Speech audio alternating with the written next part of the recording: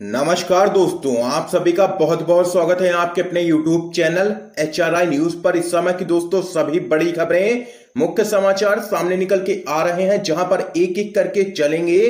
देश दुनिया की तमाम बेहद बड़ी खबरें आगे इसी वीडियो में जानेंगे। जो खबरें जानना आप लोगों के लिए बहुत ही जरूरी है, इसलिए वीडियो को पूरा देखिए। लेकिन उससे पहले दोस्तों आप लोगों से एक छोटी सी रिक्वेस्ट है कि अगर आप लोग भी यही मानते हैं कि केंद्र की मोदी सरकार हर मोर्चे पर विफल साबित हो रही है अभी तक, तो आप लोग अभी इस वीडियो को लाइक करके लाल कलर के सब्सक्राइब बटन को दबा करके चैनल को फ्री में सब्सक्राइब करके बेल के आइकन को जरूर दबाइए दोस्तों, और लगातार हमारे साथ बने रहिए। दरअसल दोस्तों पहली और बड़ी खबर सामने निकल के आ रही है। पूर्व प्रधानमंत्री मनमोहन सिंह बोले, पीएम को अपने बयानों से चीन के षड्यंत्रकारी रुख को नहीं देनी चाहिए ताकत। आप लोगों को बताते चले, पूर्व प्रधानमंत्री डॉक्टर मनमोहन सिंह ने पूर्वी लद्दाख की गलवान घाटी में हुई हिंसक झड़प को लेकर कहा है कि प्रधानमंत्री नरेंद्र मोदी को अपने बयानों से चीन के षड्यंत्रकारी रुख को ताकत नहीं देनी चाहिए। उन्होंने कहा कि प्रधानमंत्री को अपने शब्दों और घोषणाओं द्वारा देश की सुरक्षा एवं सामरिक हितों पर पड़ने वाले प्रभाव के प्रति सदैव बेहद ही सावधान होना चाहिए। उन्होंने सरकार से कहा कि भ्रामक प्रचार कभी भी कूटनीति तथा मजबूत नेतृत्व का विकल्प नहीं हो सकता है। आगे आप लोगों को बताते चले, पूर्व प्रधानमंत्री मनमोहन सिंह ने आगे कहा है कि हम प्रधानमंत्री और सरकार का आह्वान करते हैं कि वे इस मौके पर साथ आएं और कर्नल संतोष बाबू और हमारे शहीद जवानों के लिए न्याय सुनिश्चित करें, जिन्होंने हमारी क्षेत्रीय अखंडता की रक्षा के लिए सर्वोच्च बलिदान दिया है। इससे कुछ भी कम करना लोगों के विश्वास के साथ ऐतिहासिक विश्वासघात होगा। ये यहाँ पर बड़ा बयान सामने निकल के आया है पूर्व प्रधानमंत्री डॉक्टर मनमोहन सिंह का। क्या आप लोग दोस्तों मनमोहन सिंह जी की इन तमाम बातों से सहमत हैं या नहीं? अपनी राय जरूर बताइएगा। इस बीच एक और बड़ी अपडेट सामने निकल के आ रही है। राहुल गांधी का पीएम मोदी पर जोरदार हमला, कहा टकराव के बावजूद आखिर चीन क्यों कर रहा है मोदी की तारीफ। आप लोगों को बताते चलें, कांग्रेस के पूर्व अध्यक्ष राहुल गांधी ने लद्दाख में गतिरोध से जुड़े प्रधानमंत्री नरेंद्र मोदी के बयान की पृष्ठभूमि में सवाल उठाया कि आखिर इस टकराव के समय चीन हमारे प्रधानमंत्री की तारीफ क्यों कर रहा है। उन्होंने एक खबर का हवाला देते हुए ट्वीट किया, चीन ने हमारे सैनिकों की हत्या कर दी, चीन ने हमारी जमीन ले ली, फिर भी चीन इस टकराव के दौरान नरेंद्र मोदी की तारीफ क्यों कर रहा है। ये यहाँ पर कांग्रेस पार्टी के पूर्व अध्यक्ष राहुल गांधी ने जोरदार हमला बोला है पीएम नरेंद्र मोदी पर, और कहा है कि चीन का मीडिया आखिर पीएम मोदी की तारीफ क्यों कर रहा है। दोस्तों इस बीच एक और बड़ी अपडेट सामने निकल के आ रही है।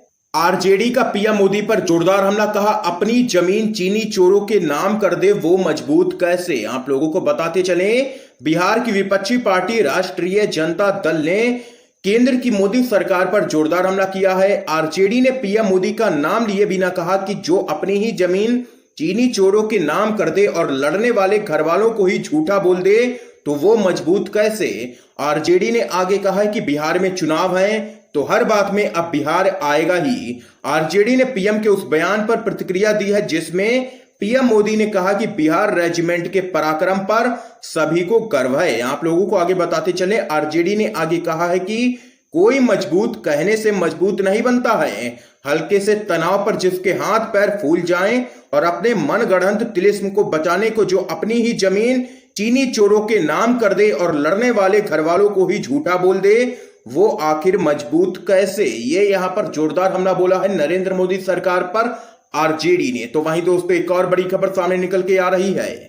पेट्रोल और डीजल में लगी आग तो कमलनाथ ने पूछा अब कहां है साइकिल चलाने वाले। आप लोगों को बताते चलें, पेट्रोल और डीजल के बढ़ते दामों को लेकर के मध्य प्रदेश के पूर्व मुख्यमंत्री कमलनाथ ने केंद्र और राज्य सरकार पर निशाना साधते हुए कहा है कि अगर पेट्रोल और डीजल पर टैक्स कम नहीं किया गया तो कांग्रेस पार्टी प्रदेश स्तर पर विरोध प्रदर्शन करेगी। इतना ही नहीं, कमलनाथ ने बीजेपी पर तंज कसते हुए कहा है कि पेट्रोल डीजल की मूल्य वृद्धि पर जो लोग साइकिल चलाते थे वह आज मौन होकर कहां गायब हो गए हैं। आप लोगों को बताते चलें, कमलनाथ ने ट्वीट कर लिखा है कि कोरोना महामारी में भी पेट्रोल डीजल की निरंतर बढ़ रही कीमतों से जनता पर महंगाई की दोहरी मार पड़ रही है।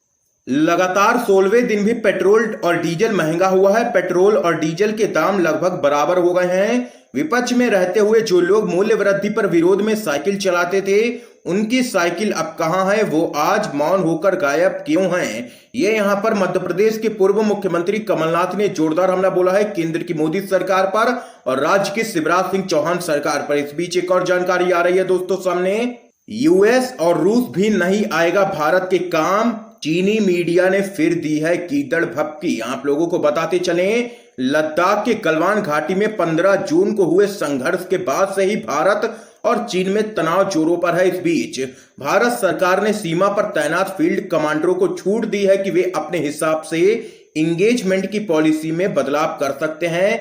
इसका मतलब यह हुआ कि अगर सैन्य अधिकारियों को यह महसूस होता है कि स्थिति को नियंत्रित करने के लिए गोली चलाना जरूरी है तो वो बिना किसी देरी के आदेश दे सकते हैं। बस इसी बात से चीन को मिर्ची लग गई है और 1962 के युद्ध को लेकर हाँकी है डींग। चीन सरकार के मुखपत्र ग्लोबल टाइम्स ने डींगे हाँकते हुए यहां तक कहा है कि खुलेआम चेतावनी देते हुए लिखा है कि 1962 के युद्ध में अमेरिका और रूस भारत के पक्ष में आए, लेकिन चीन ने किसी की परवाह ना करते हुए भारत को दूर खदेड़ दिया। ग्लोबल टाइम्स ने आगे लिखा कि अगर भारत एक तरफा सीमा प्रबंधन तंत्र का उल्लंघन करता है तो चीन को भी जबरदस्ती जवाब देना होगा। किसी की सहायता भी भारत के काम नहीं आएगी। भारत ने गोली चलाई तो भुगतना होगा अंजाम। ये यहां पर चीन ने एक बार फिर से दी है कीदड़ भपकी।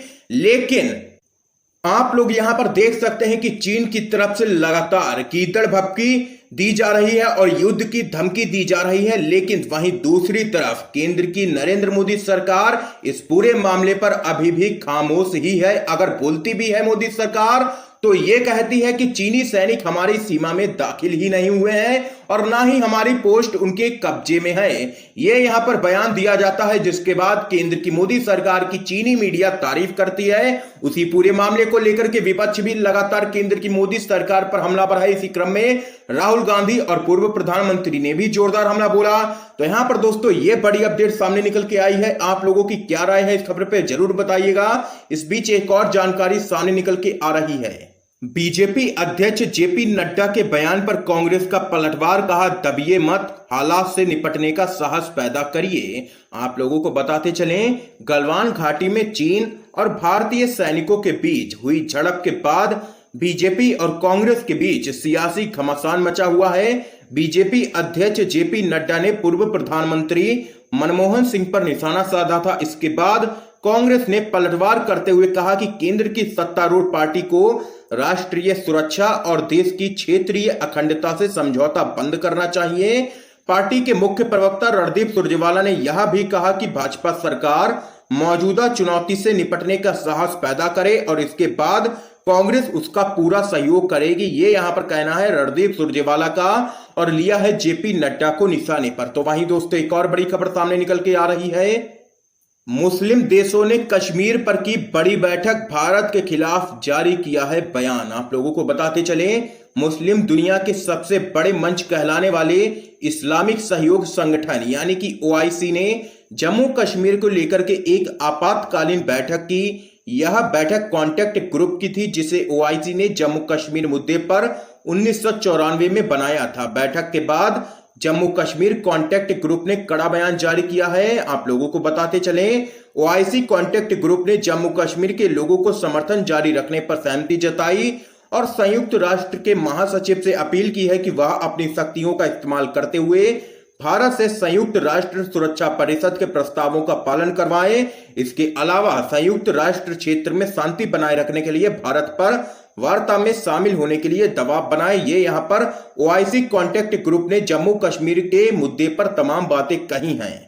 तो वहीं दोस्तों एक और खबर आप लोगों को बताते चलें, चीनी कंपनियों को तगड़ा झटका, महाराष्ट्र सरकार ने 5,000 करोड़ रुपए के समझौतों पर लगा दी है रोक। आप लोगों को बताते चलें, भारत और चीन के बीच लद्दाख की गलवान घाटी में हुई हिंसक झड़प में सेना के 20 जवानों के शहीद होने के बाद चीन को लेकर के देश भर में काफी गुस्सा है।